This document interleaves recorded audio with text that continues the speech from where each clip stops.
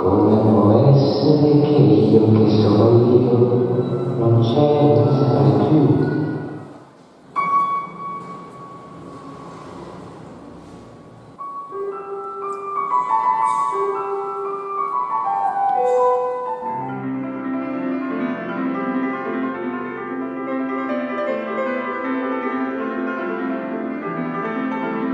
Sii dunque tu, la mia 10ª musa.